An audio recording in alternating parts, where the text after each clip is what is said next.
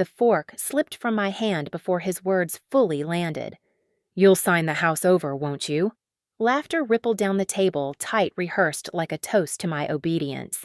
The chandelier hummed above us, catching on the wine glass trembling near my elbow. I set it down slow enough for everyone to see. "No," I said. The room froze. Someone whispered my name like a warning. My mother's pearls clicked as she turned away. My father's jaw twitched. Then, nothing. Just the hum of the light and the sound of liquid dripping from the overturned glass onto the floor.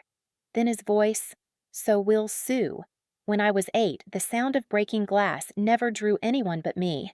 Randy would slam a door, a picture frame would fall, and I'd sweep up the shards before our parents came home.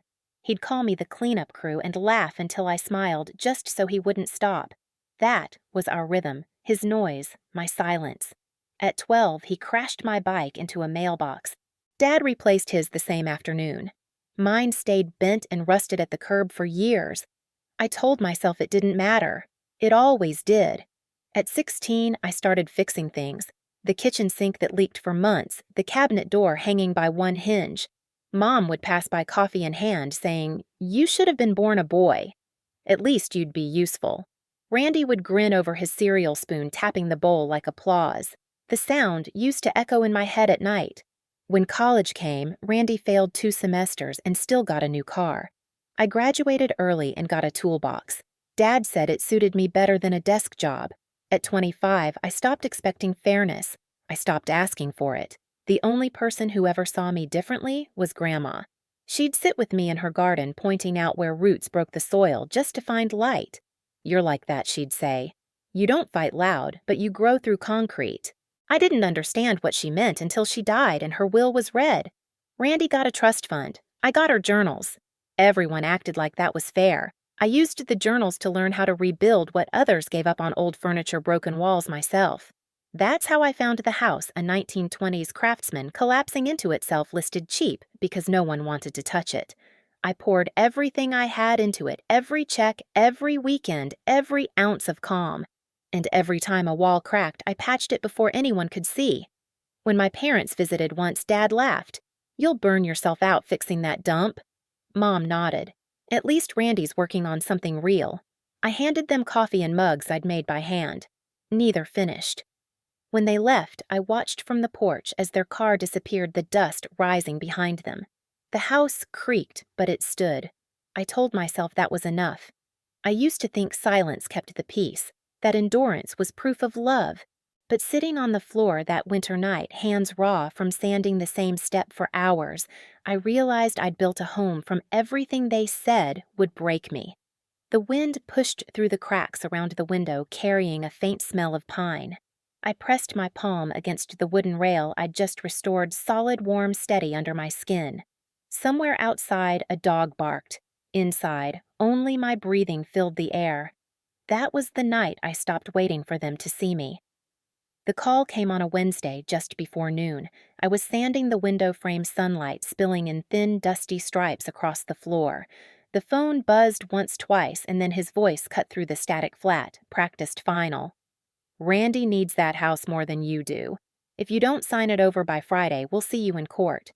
The word court echoed through the speaker like a nail hitting glass. I didn't answer. Paint dust clung to my wrist, glittering under the light. My breath stayed even.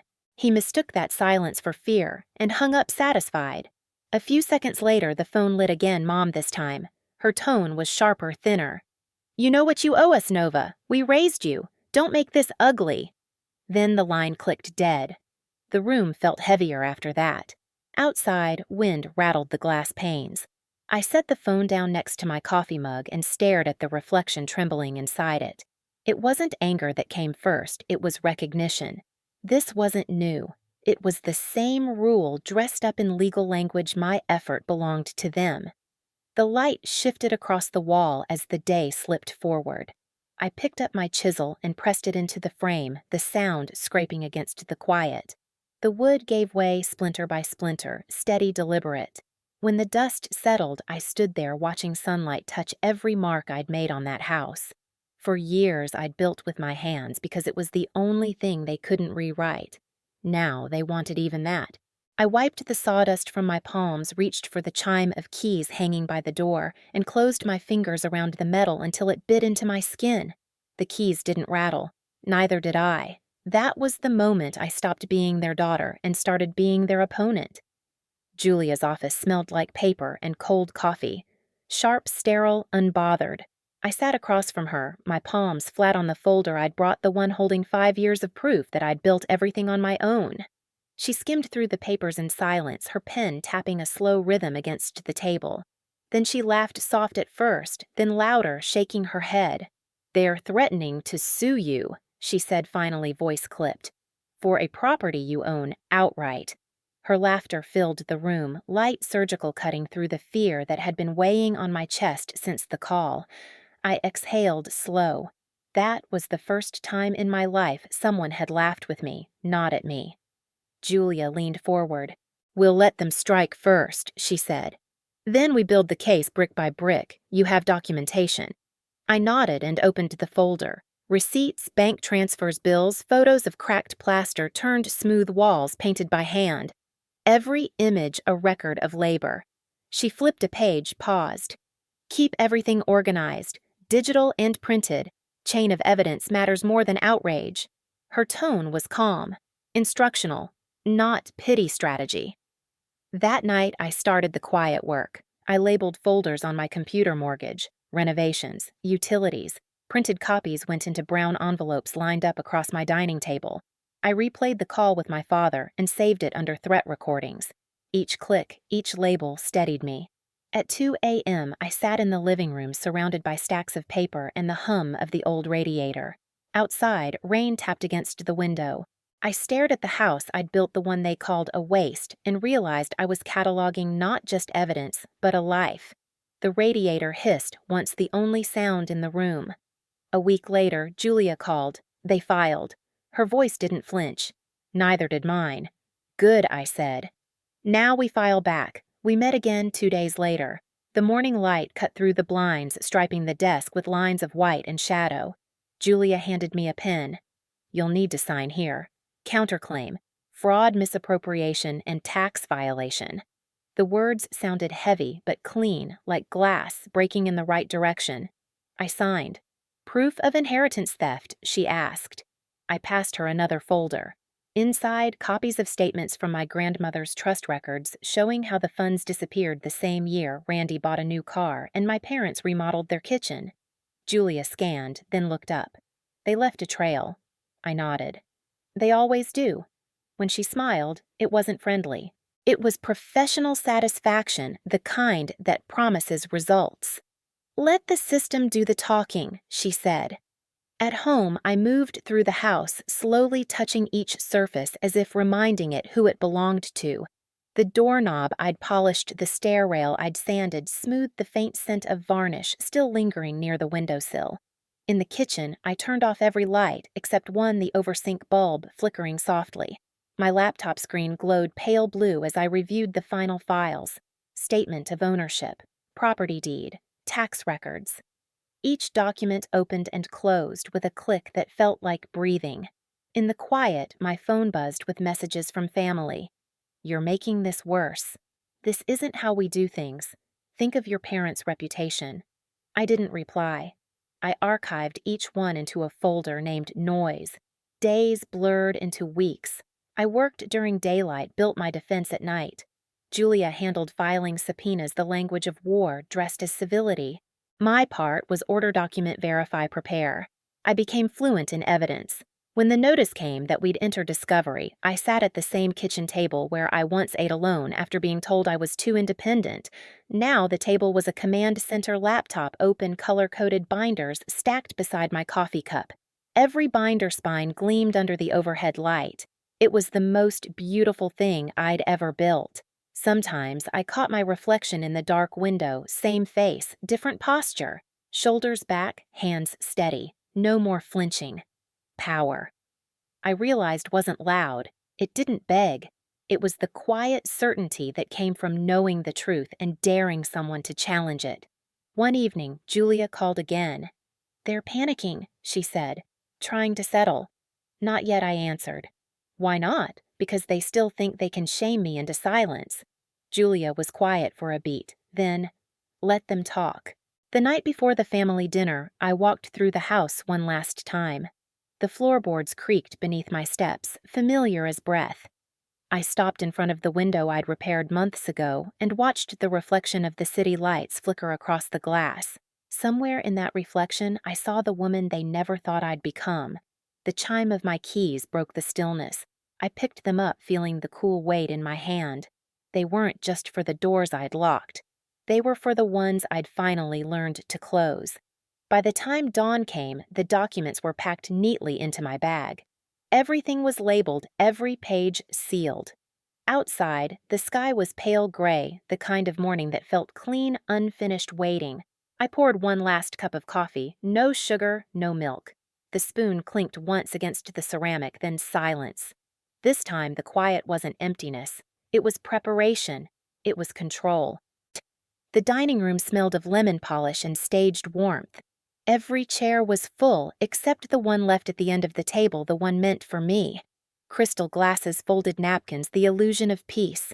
I walked in with Julia at my side and Carlos a step behind, the soft click of his briefcase locking the air into silence. My mother's eyes were already red mascara trembling at the edges. "You came," she said, voice brittle with rehearsed sadness.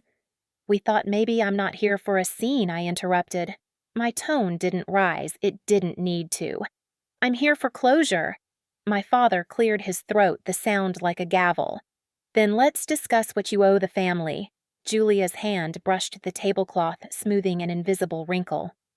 "Let's," she said evenly, and set a folder in front of him. The sound of paper against wood was sharper than any word. He opened it. His lips tightened as he read. Line by line, his authority thinned. "These are," he began. "Financial records," Julia said crisp, "and proof of misappropriated funds. Your daughter's inheritance filed under your name." The room went very still. A fork clattered somewhere near the center of the table. Grace Randy's fiancé looked up, her face pale. "What inheritance?" No one answered. Julia turned another page. "We've also included your tax filings. The IRS might find them creative." My mother's breath hitched. Her hand reached for the wineglass, fingers trembling so hard the liquid rippled. Randy pushed back his chair. "This is ridiculous," he snapped. "You're twisting everything." I looked at him for the first time that evening. "You spent my trust fund," I said simply. "And you helped them try to take my house. That's not twisting. That's math." He laughed, a sound cracked by fear. "You can't prove Carlos slid another envelope across the table." "Bank transfers," he said. "Every cent accounted for." The envelope landed like a verdict. For a moment, no one moved. Then the noise came, all at once, voices overlapping, accusations clattering, the scrape of chairs against the floor. Julia stayed seated, calm pen tapping the folder's edge. When the noise peaked, she spoke softly. "You have 48 hours to drop the lawsuit, return the stolen amount with interest, and file amended taxes. Otherwise, we go federal." My father's face flushed deep red. "You're bluffing." Julia didn't blink. "We're filing in the morning." The chaos drained out of the room, leaving only the hum of the chandelier. I stood, the chair legs screeching softly as I pushed back. "I came to give you a chance," I said. "Not forgiveness." Grace's voice broke through the stillness. "Randy," she whispered, "is this true?" He didn't answer. She stood up, took off her ring, and set it on the table. The small click it made was louder than any shout. My mother began to cry, loud, theatrical. My father stared at the documents as if they might catch fire. Julia gathered the folders, neatly stacking them with clinical precision. Carlos closed his case. I turned toward the door. "This isn't revenge," I said quietly. "It's accountability." No one followed. Outside, the evening air was cold clean. The house behind me glowed through the curtains, warm light around people who'd spent their lives mistaking control for love. Julia stepped beside me. "You did what needed to be done," she said. I nodded once. "They wanted a court," I murmured. "Now they have one." We walked to the car. Each step on the gravel sounded like punctuation measured final. From inside, I heard my father shout my name, muffled through the walls. For the first time, I didn't turn back. 6 months later, the house was quiet again. No lawyers, no phone calls, no family names echoing down the hallway. Just the steady drip of rain on the porch roof and the smell of damp earth rising from the garden. The lawsuit had ended, the repayments had begun, and silence had replaced the noise they'd once used to control me. I spent mornings with coffee on the steps, watching light move across the floorboards I'd sanded myself. Every mark, every scratch, every nail head gleamed like proof of something that couldn't be stolen. The mail still came thick with envelopes, bank notices, official letters, but each one bore my name alone. One afternoon, Julia stopped by. No suit this time, just a cardigan and quiet eyes. She handed me a final envelope. All settled, she said. They signed everything. I didn't open it right away. We stood in the doorway listening to the rain. When she left, I set the envelope on the kitchen counter untouched. The knowledge was enough. Later, I walked through the garden soil cool beneath my bare feet. The air smelled clean, like new wood and wet leaves. I thought about Grandma's words, how some roots break concrete just to find light. Maybe she'd seen this coming. Maybe she'd known I'd have to grow alone to grow at all. Through the window, the house glowed faintly against the gray sky. Not the expensive kind of glow, just warm, lived in. The kind that came from safety. I ran my hand along the stair rail, the same one I'd once leaned on while crying over splinters and exhaustion. The wood was smooth, now strong. A single beam of sun broke through the clouds and caught the old keyring hanging near the door. The metal shimmered gold against the fading light. I reached out, let it rest in my palm. For the first time, it didn't feel like weight. It felt like proof. This was what survival sounded like. No applause, no cheers, just the sound of rain softening against glass. Justice doesn't roar, it lingers. It waits in the corners of quiet houses in the soft click of a lock finally closing.